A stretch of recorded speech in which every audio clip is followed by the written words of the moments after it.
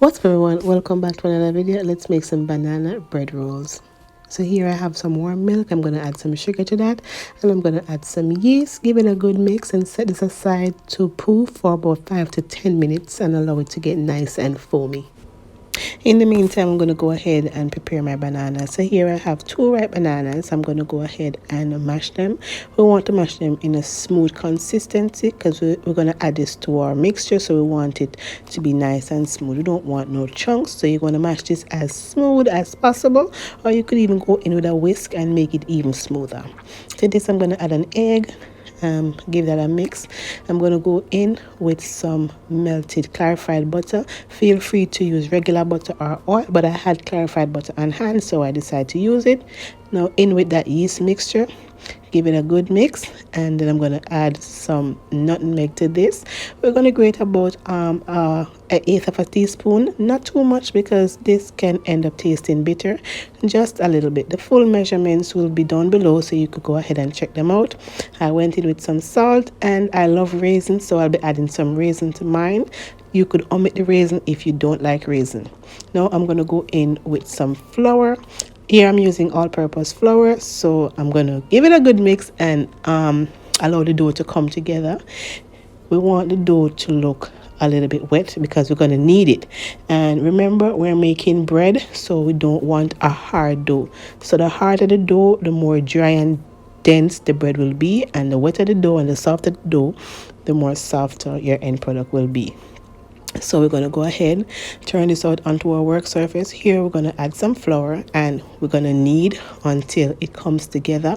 And we're going to knead this for about 10 minutes. If you're using your standing mixer, you could go ahead and knead this for about 5 to 7 minutes. Now I'm going to go ahead and use my little thing here. I always forget what the name of this thing is, my bench scraper, and I'm just going to use that to help me to get the dough together. At this point the dough is soft, but you're just going to go ahead and just knead it, and if it gets a little bit too tacky for you to handle, you just let it rest for 5 minutes and then go again.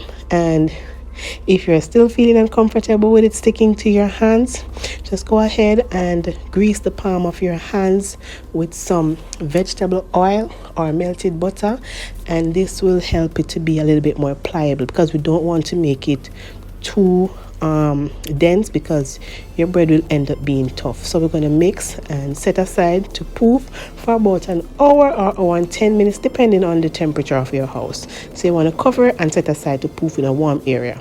My warm area was my oven with the lights on and not baking. So yeah, after that time my dough has risen, and I'm going to go ahead and remove the gas from the dough, and I'm going to shape this into my desired size and shape. Now you could make this into a loaf. You could yeah, the options here are endless, but I'm going to make some bread rolls. So I'm going to separate these into some small pieces. You could make it as small or as large as you like, and I'm just going to go ahead, separate and form, and then yeah, set it aside to double in size again. Now these don't have to be perfect, you just want to shape them into a ball. I'll be using my mat to help me to form this, so we're just going to turn it in on itself, and then I'm just going to roll on the surface of the mat. And to create a smooth surface, roll and tuck, and I'm going to go ahead and place these in a greased baking dish. Of course you could line this with parchment or grease with butter, and we're going to make our bread rolls until we're done. So you just want to form them to your best of your ability and set them in that bowl.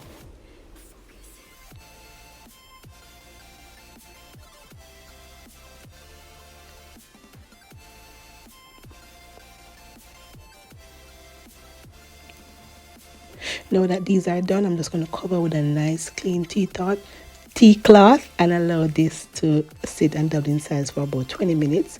Now into the oven at 350 degrees for 30 minutes.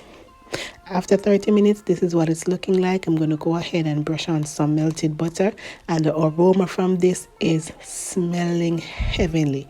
Now listen, Nothing smells better than warm bread rolls straight out of the oven, and the banana flavor just takes it right over the top.